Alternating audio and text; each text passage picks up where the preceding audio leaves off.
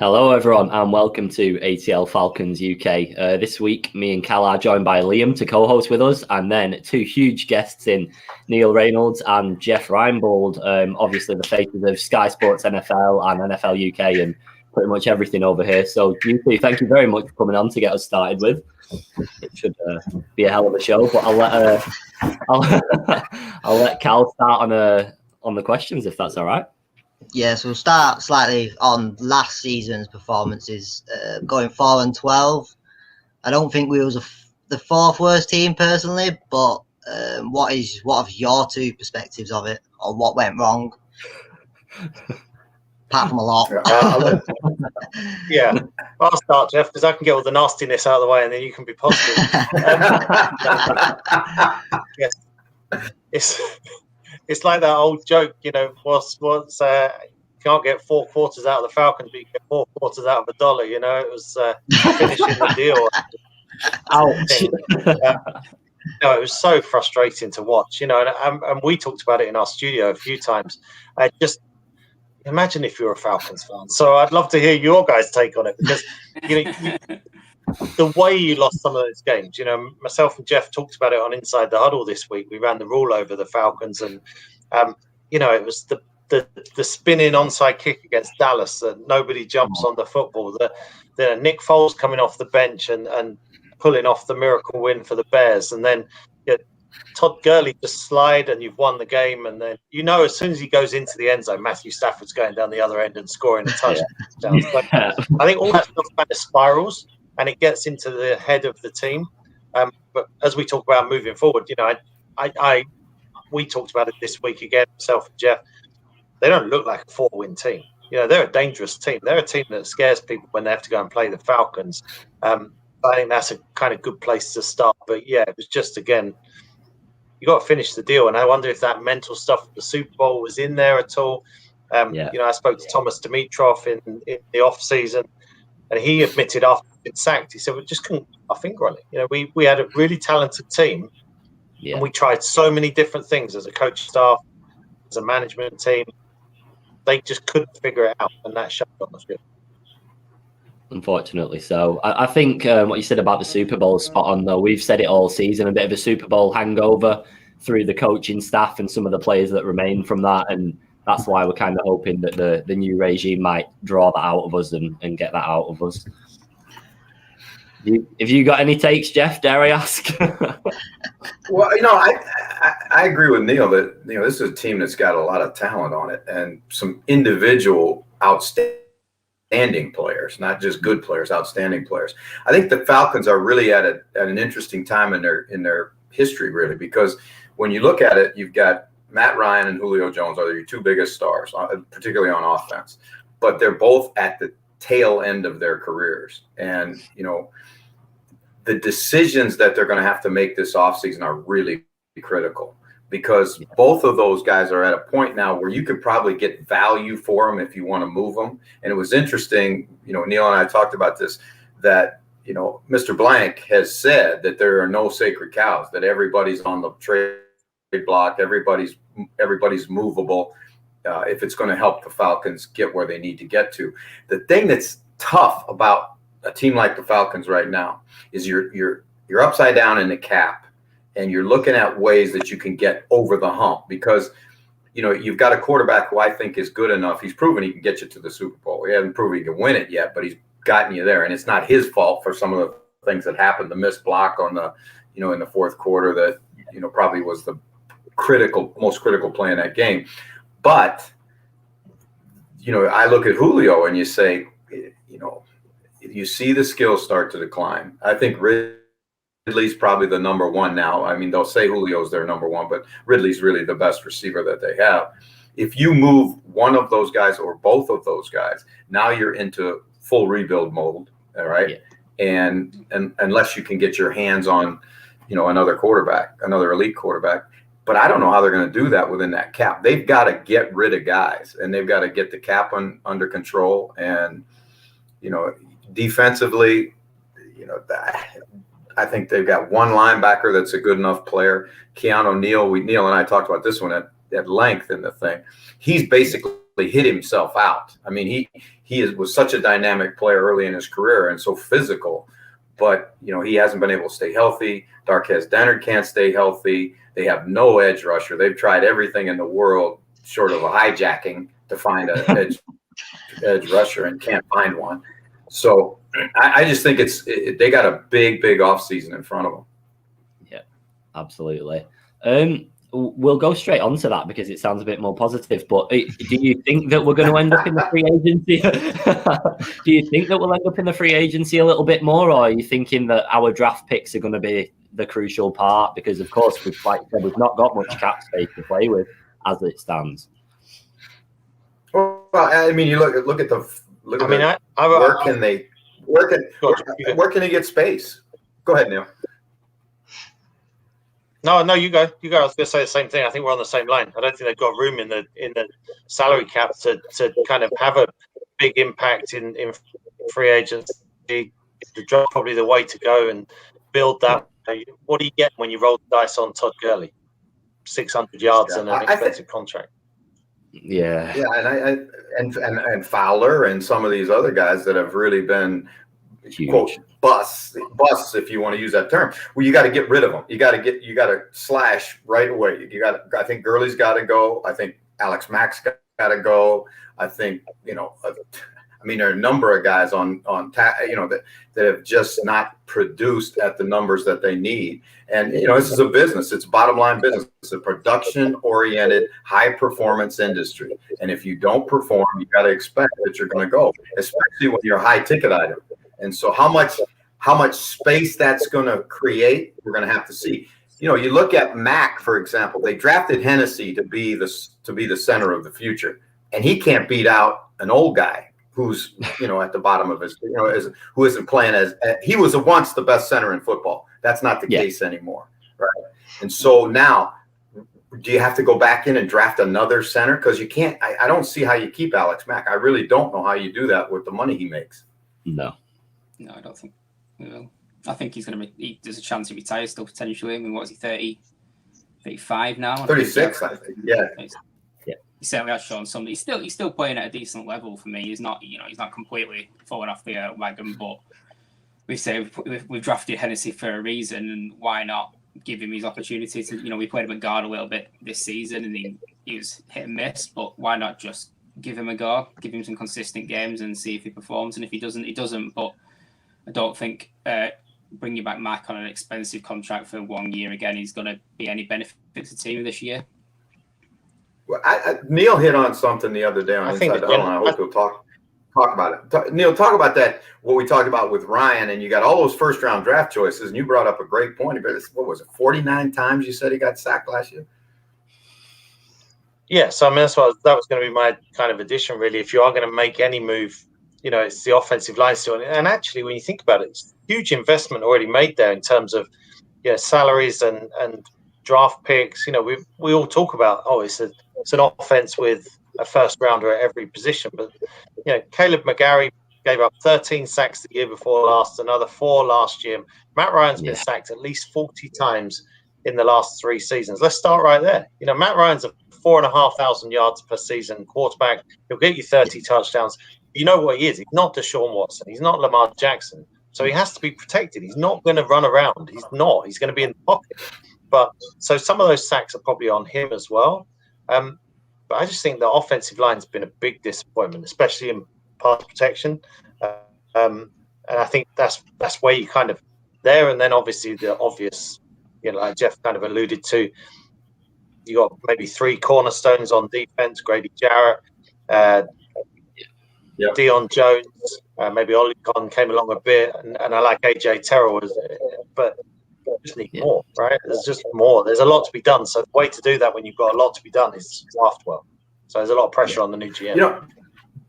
I said this to Neil when we were talking the other day, that when you watch a football team and you watch a football team that is constantly almost there, just, like the Falcons, they can't close games out. One of the reasons you can't close games out, I think the easy answer is to go back and blame it on the Super Bowl, right? But that's 3 years ago, guys. I mean, that's an eternity ago. That's a lifetime ago in professional football. Wish it was. So now, the thing that you got to look at and look really hard at is you're probably just not quite good enough. You don't have enough playmakers that can make a play when you got to have a play made. And you look at that defense, and Neil hit it. Again, Deion Jones is a good football player, right? Grady Jarrett is a very good football player. And then AJ Terrell is a young one on the come. And where else? I mean, it's like a divorce. There's never just one person who's at fault. I mean, there's a lot. You can blame it at the draft. You can point at the draft. Oh, your ex-wife said, Jeff. Well, that depends. That depends on which of the ex-wives you talk to. See, that's why I love talking to Neil, because he's always going to get me. He's going to, as you guys say, take the Mickey out of you at some point. But you know what I mean? I mean, so you look at the football team, and you got to say, okay, it wasn't well enough coached, right? Because let's talk about the spinning onside. Obviously, they didn't cover that, right? Or multiple guys screwed up. Now, if it's one guy that screwed up, you can say the guy had a brain fart, and he didn't make. But when you watch the entire bunch not know how to handle the situation, you got to go back and you got to go back and look at coaching. And their defense. Dan Quinn was a defensive guy, and he took it over and couldn't get it done. Then he gave it to Raheem, and they were worse. Right? I mean, let's be honest, they were worse. Then Jeff Ulbrich got it, and they got a little bit better, right? But there's no way that they're as bad personnel-wise as they played. They've got it. And I think Dean Pease is the right answer. An older guy who's been around, who understands, and it's not his first rodeo. And I think those young players will gravitate that way. And then they got to really look hard in their analytics and everything that they do about what's going on with the injury situation. Why are we always hurt particularly in the secondary? Yeah, I think that's spot on, really. I think especially with you're saying about the injuries, especially, which is a major point from the last few years. I think you always tend to have like one or two top injuries for top players, which is obviously hindering, especially the secondary, like you said. But in the draft, I think we got 32 players signed on. I think. Yeah, as it stands. So I think I can still see a few of the players. We need a big draft. Need a big draft, but I still see a few players that are out of contract. We're letting go now. So we'll probably sign them for another year on cheap deals, because it's hard to fill another 23 spaces. Like, you can do so much in the draft, but you can't sign 23 players in the draft. And I think that's one of our issues. So I think there's a few that, like, I think Charles Harris, I think I mentioned him. He did okay last year. He wasn't great, but if you put him on a cheap deal, I can see him staying. There's a few others that will happen. I think we only have one safety signed on as well. So I think that's another major thing, and I can't see us doing much in the free agency apart from letting more players go than signing. I guess you might get cheap. Cheap signings are going to be a key thing. I think you'll find next week, players are going to be cut left, right, and centre as teams try and get under the salary cap. The salary cap's going to be less this year. We already saw today Jared Cook being released by the Saints. That is a perfectly serviceable, reliable 9 or 10 edge who's going to get you 60, 70 catches for the tight end position, who's been released just because of his financial situation. So that's going to happen. I've seen it. It's going to be carnage next week. So there's going to be a lot of shaking up. There's going to be a lot of people available, but it's, can you get them cheaply? Can you get them when you've got the salary cap issues you've got? The Falcons have a great foundation. Do you have a 4,000-yard passer? Yes. Do you have an all-pro receiver? Yes. And I'm not talking about Julio Jones. I'm talking about Calvin Ridley now as a second-team all-pro. Can you get Julio healthy? Have you got Hayden Hurst? These are some answers that a lot of teams don't have at the most crucial position. We know it's a passing league. Yes, you want to be able to run out the clock and run out a 4-minute offense, which Falcons couldn't do when they were trying to protect leads. Of course, that's a part of it. But you need a quarterback, you need receivers, you guys have that, and now it's can you go bargain basement shopping, I guess, because look, we talked about this on Inside the Huddle. You can go and sign Kyle Van Noy if you're Miami for pretty expensive money last year, and he lasted 1 year there. You know, there are players this year from the Super Bowl. There were players that were either undrafted free agents or fourth round picks or later. About 25 players on each team. You know, so it's pay attention to the second and third days of the draft. You know, pay attention to who you sign after the first week of free agency, and you can build a good roster, especially if you've got those answers at the big positions. Absolutely. Here's the thing, too, guys. That is a huge. Atlanta is a destination city in free agency, right? Players want to play in Atlanta. They want to live in Atlanta. A lot of them are living there in the off season anyway. And so it's a city where guys want to go. It's not like, you know, Cleveland and that's not a knock on Cleveland. It's just that's not where young players don't want to go places. I mean, Green Bay, you know, that's not it. They want to be where they're in a great city, and Atlanta is a great city. And so you have an advantage there. I think Neil kind of brushed up against another real good point is that you got to look hard at this roster. And this is now, they're at a perfect time because when Tom Dimitroff was there, those were all his guys, right? Those are guys he drafted. They personally selected all that stuff. And let me tell you what happens, fellas. No matter how you say it, unless you are really, really a rare guy, and Bill Belichick's one of those rare ones, you get attached to the ones that you pick, right? And so you're gonna probably hang on some of those guys longer than you should because your ego is invested, your emotions are invested in that guy, right? Because you came out and said, I mean, how many draft choices do you get a year? 5 to 9 if you're lucky, right? Right? Yeah. So that's 9 guys that you personally anoint as one of your guys. And so you're gonna hang on that guy a long time. They may have to look at that offensive line and say, yeah, we missed on some first round draft picks. But I'm telling you, Neil and I talk about this constantly. The league is always looking, and when I say league, I'm talking about 32 teams are always looking to get better and cheaper and younger. Those 3 factors. Better, cheaper, and younger, and that's where the Falcons have to look. And they've got to, you know, recognize that it's, you know, the hardest thing to do, but one of the things that's the most productive in building a team is knowing when to say when, knowing when to pull, you know, the plug on a guy. And I just add to that. I mean, I'll ask you guys, are the Falcons 2 or 3 players away from being a Super Bowl team? No. So, you know, you overpay in free agency. It's tempting. It's so tempting, right? As a fan, there's an argument to be made that free agency as a fan is it catches your attention a little bit more because we know, you know, we don't know everyone in the draft. You know, people will pretend they do, right? But they don't know every rookie that's coming into the NFL. We will know, you know, about the wide receivers. You know, if there'd been a trade for Stephon Diggs last year, you would know about him. You get my point. Is you know who you're dealing with in free agency, but you're overpaying because of that. You're overpaying for people that never get to the end of their contracts. You know, rarely hit it off as free agent signings. This is if you listen to Inside the Huddle, me and myself here, but there are reasons why these people are free agents in the first place. Right? If they were right at the upper end of the NFL and perfectly easy to deal with and coachable and all of that stuff, they wouldn't be free agents. They'd be staying where they are. So be careful what you go shopping for in free agency, especially when you're more than 1 or 2 players away from being in the Super Bowl. You're better off taking a long approach. Yeah.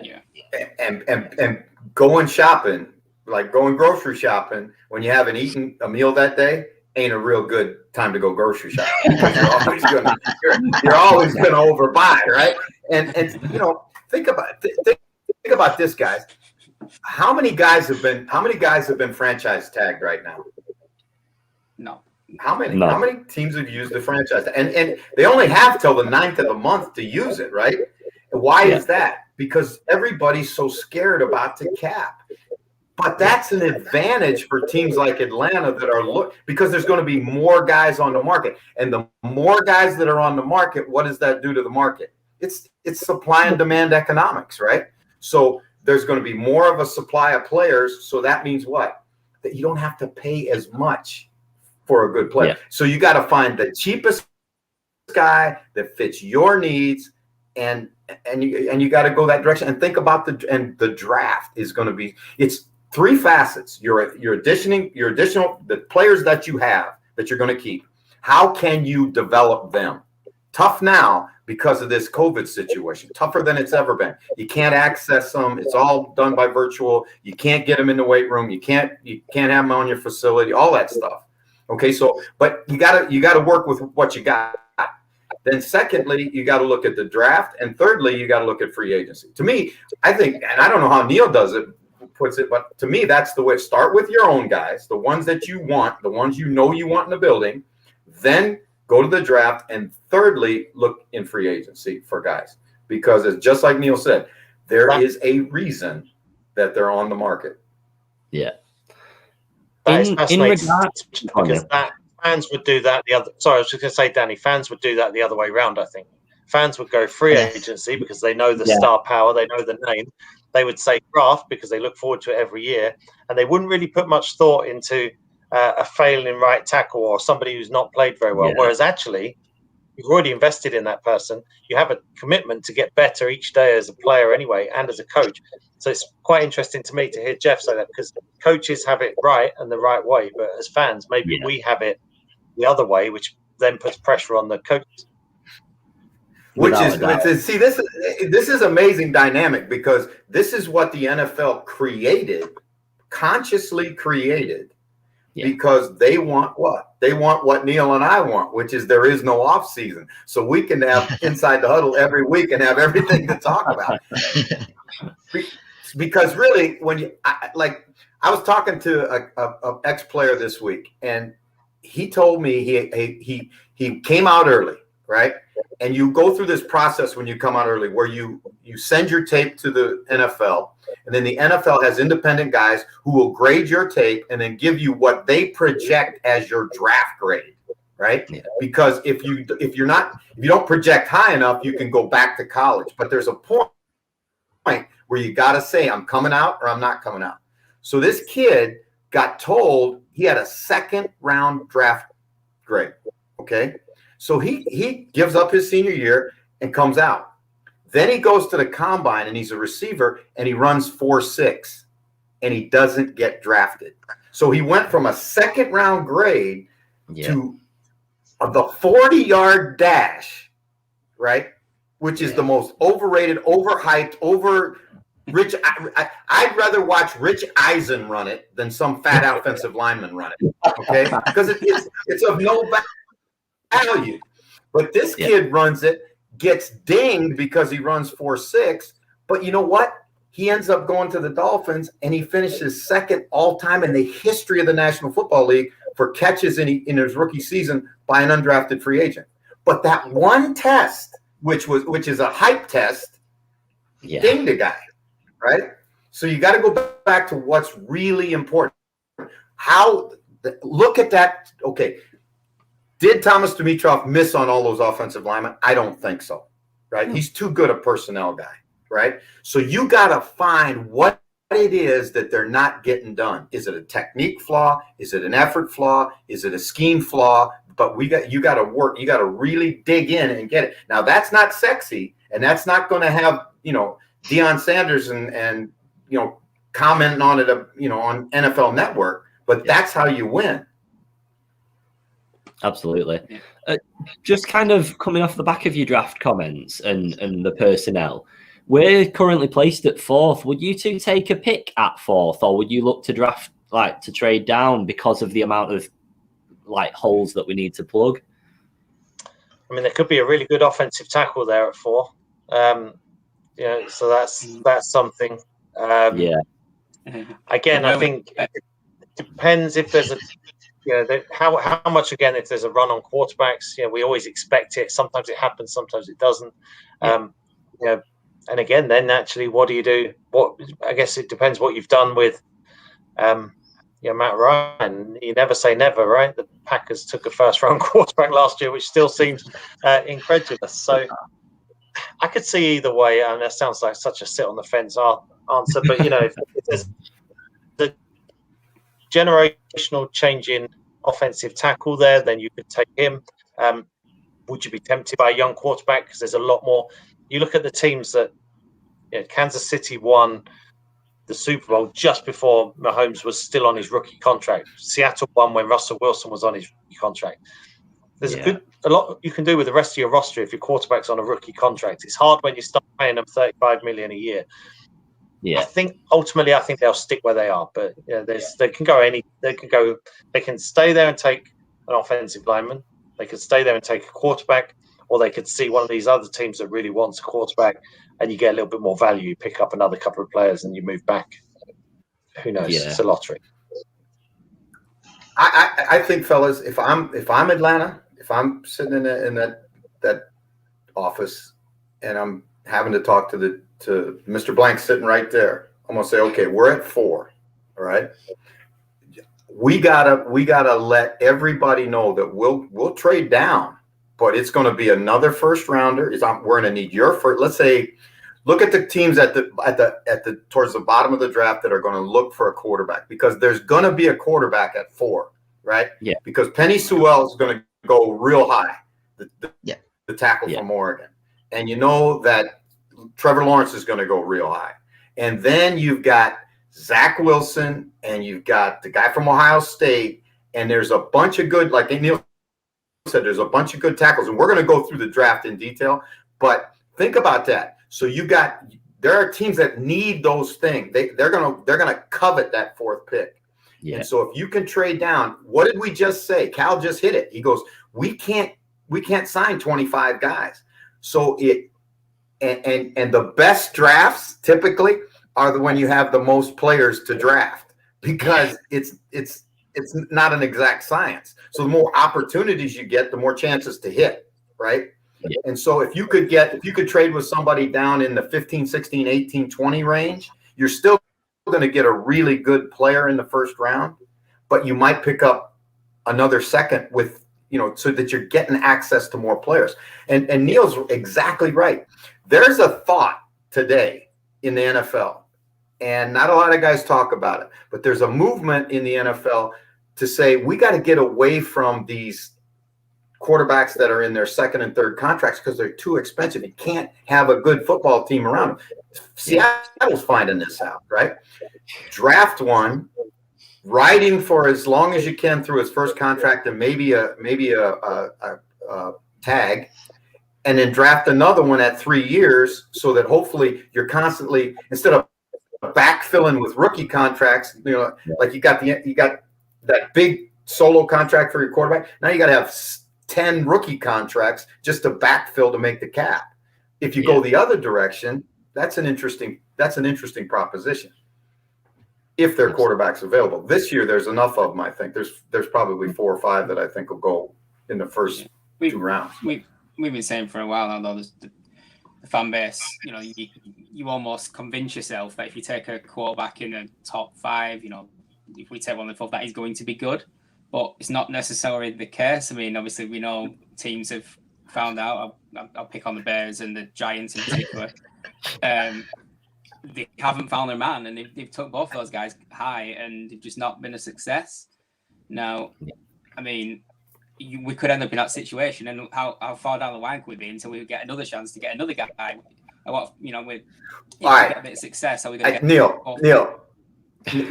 Neil has the greatest line I've heard of this offseason so far. Oh no! Right?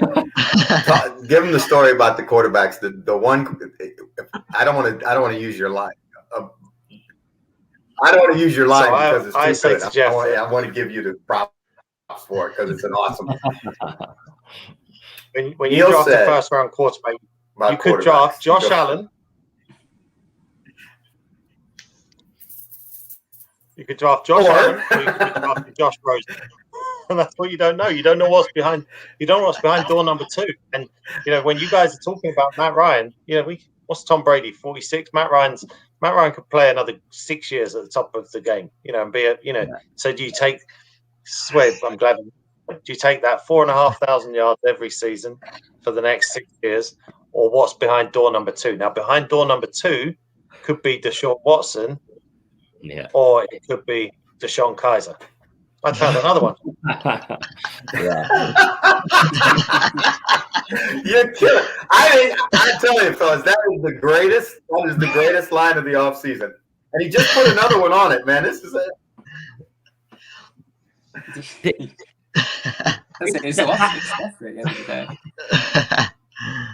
That is the fear, though. That is why we're so hesitant about taking a quarterback, especially so high. I'm all for taking one in the draft because we've got rid of both of our reserves now, so we do need someone. But taking it 4th, it's so much capital to take a gamble on when we've got someone there that Matt Ryan might not light up the world ever again. Who knows? We'll see. But at least we know exactly what sort of output we're going to get, regardless of who's around him. Like you said earlier, Neil, he's putting up 4,500 yards and around 30 touchdowns a season, and that's whilst getting sacked between 40 and 50 times. So put an O-line in front of him, and those stats could still improve pretty heavily.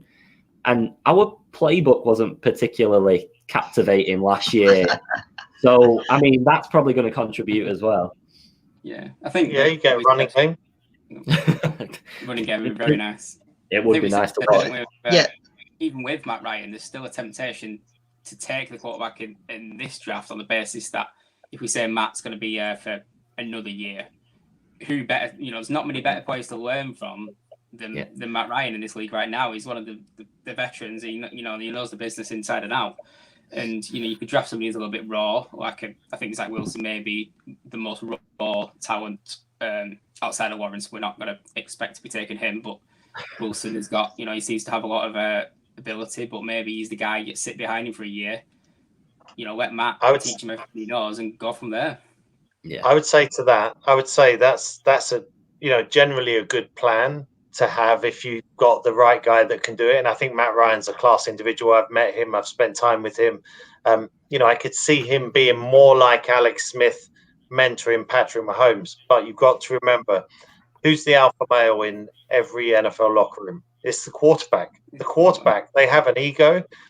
How did Aaron Rodgers react when they drafted Jordan Love? How did it work out for the Eagles when they drafted Jalen Hurts to sit behind Carson Wentz? You can create a headache for yourself as well. You better be committed to the person you're drafting, because they could be thrown into the lineup sooner rather than later. Because again, you feel invested, right? You feel invested into who you've selected.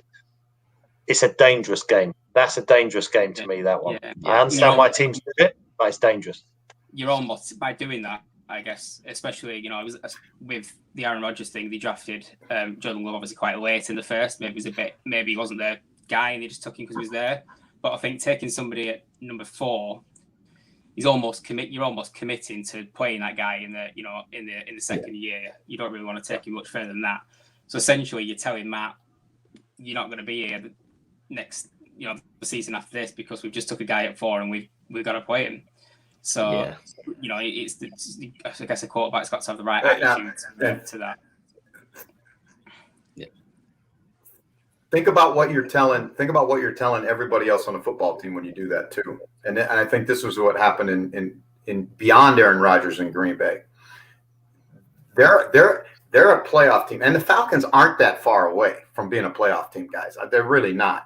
And now, are they far away from being a Super Bowl team? Yeah, I think so. But they're not that far away from being a playoff team. But when you do that, if you draft like that, then you're telling Grady Jarrett and you're telling every one of those players, you're telling Ridley and Jones and every one of those veteran players, hey, we're looking to the future. We're not looking to win a Super Bowl, because, and that's what happened. How could, if you're David Bakhtiari, right, and you're an offensive tackle, and you're busting your ass to protect that quarterback, and you've watched a year go by where you have basically one threat at receiver, and it's a great year for receivers, and all the players know all this information, right, because they're fans too, and it's a great year for receivers, and you're sitting there at home, and you're like Aaron Rodgers.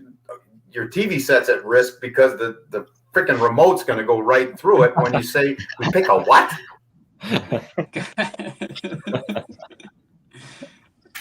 I think that's another point with going back to like if you look at our offense, obviously you got Julio, Ridley, Hurst.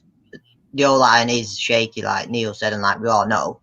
But you still I think we only lost by 1 score in 8 games last year. So we're not a bad offensive team. If you bring this is another part I was going to make with Dean Pease.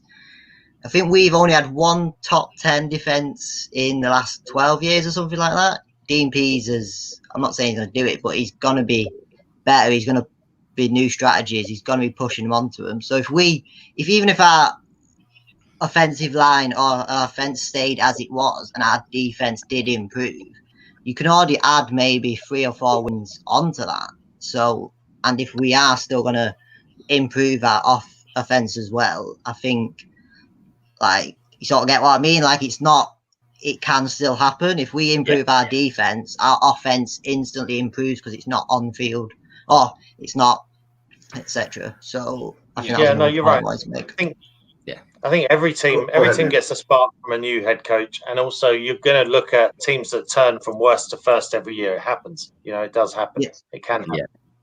I think for me the big thing is we've got to get a running game behind us. I think he's what did he have it in Tennessee? Obviously, he had King Henry just slamming it down people's throats for play after play, and. We're unlikely to, we're not going to be able to replicate that because it's rare that you find a quarterback of his, a running back of his quality. Yeah. Anywhere really, they don't come along that often. But we need to get somebody who can, almost replicate that because I think, Tannehill was playing really well under Smith, and I don't think anyone's going to say that Tannehill's one of the best quarterbacks in the league or is an elite talent or anything, but he was doing very well. He's working well on the play action, and they were incredibly efficient behind that running game. And we've got the quarterback right now in Ryan who can deliver a similar sort of style to Tannehill. He plays very well on the play action side. Great accuracy on the short balls, so we've got no problem with that. But we don't have that running back to play it behind right now, and I think that's going to be a huge opportunity for us. Whether it's draft, whether it's try and get somebody in free agency, I don't know. But if we can get that offense is almost instantaneously changed. It's got it's got an edge that we just didn't have with Gurley or Hill. Hey, fellas, I'm going to use a term, and I think it's an area that the Falcons really have to improve, right? And Cal, you're right about the defense, but it really goes way deeper than that. It's what we call complementary football. And teams that play complementary football understand how to play 4-minute football. They understand how to close out games. They understand in the kicking game how to not put the team at risk because of field position. And see, I've never seen that from the Falcons, right? The Falcons always appeared to me like the offensive coordinator was, and this is not, they're not alone in the NFL at this, right? The offensive coordinator is auditioning for a head job, right? He's trying to, have a stat package that's going to get him an opportunity to get a head job. The defensive coordinator is doing his thing, and the special teams guy just kind of, who is he? I mean, who is he, right?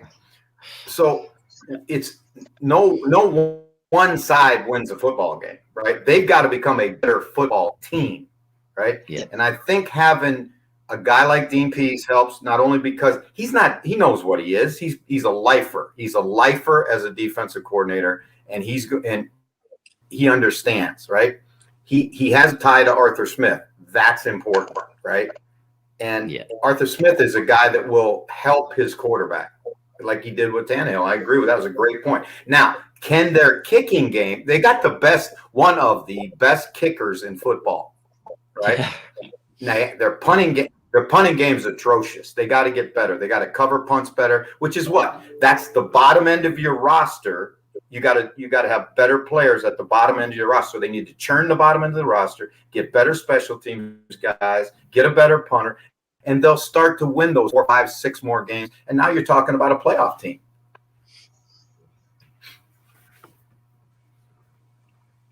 Yeah, I would agree with that. I think there's special teams, like they say, that, them big players on special teams can make a huge difference in a game, and I think a lot of people still underestimate it now. We said we didn't have anything really in the return game last year. No. Then we struggled on punts on both sides of the ball. We obviously saw what happened against Dallas. A few tweaks here and there, and that improves. And new coaching, I guess, helps that really. We've got to do a whole new coaching scheme all the way around. We know Arthur Smith's obviously going to be calling the players on offense. We know what sort of style we think he's going to bring. I think he can make an instant success of this team, hopefully. Now, I'm not saying we're going to go deep into the playoffs because I know we've got some personnel and cap issues, but I think we can improve on last year. Mentality-wise, I think we're going to improve instantaneously just because you got that new guy. You work with new coaches every day. You can reset your mindset and just go from there. Like it's a whole new way of approaching things. And I think I'm pretty positive about what we're going to do this season. But at the same time, I'm not quite sure we're going to be top of the game yet. Yes. So this has been like therapy then, guys, for you. We've talked it through. We went from making jokes about the Falcons at the start, not being able to finish a sentence, to the playoff in 41 minutes and 34 seconds. We've done it. We've got into the playoff. It's not bad, is it? It's not bad at all. Neil, what are we doing? What are we ought to market ourselves to the other 31 teams in the league. Give us 40 minutes, we'll make you a playoff team. Hey, Jeff, you and I can become psychiatrists. Forget this NFL stuff. We've got a sofa. We just take that Sky Sports sofa, travel around the country, people off the ledge. Brilliant. Love it. I think that's what's happened all the way through. We did shows we started this year, like first game, Seahawks. It weren't that bad, that one. Then it on to the Cowboys and Bears, and it just got worse and worse. And then me and Danny said, as soon as the season ended, that's it. Like we wanted change. We got the change. We've got people in. Just be positive. And I think since then, all our shows have been pretty positive. It's like we all wanted it, and it's going to be. I'm not going to say we're going to go make the playoffs, but I'm going to be excited for the future of the Falcons franchise without a doubt. And I am excited. Danny's excited. I think, especially, we have like a UK group, and everyone is positive now. You see on Twitter, there's a lot of still negativity about it, but we've just got to look to the future. Absolutely. Cool. You're just going to believe in the guy that you've got, haven't you? Yeah, absolutely. There's no point in going against him. So what you're going to gain from that, just believe in his philosophy and go from there. And if it doesn't work, it doesn't work. But if it does, it does. Absolutely. I'm just conscious of time a little bit because I know we're on a little bit of a countdown today. But if we've just got one more thing that I wanted to raise really in regards to last year's draft class. I know you probably don't both obsessively watch the Falcons like we do, but you've probably got a better overview than we do. I was just wondering, out of last year's draft picks, so AJ Terrell, Marlon Davidson, Hennessy, Walker, Hawkins, and everyone like that, are you expecting anyone to pick up this year at all? Because like you said earlier on, AJ Terrell's been pretty impressive considering people were a little bit negative about him. We never really saw Marlon Davidson at all. And then the others were like, we've had a bit of everything really. Jeff, you can have that one. I don't think I've dug that deep into the class.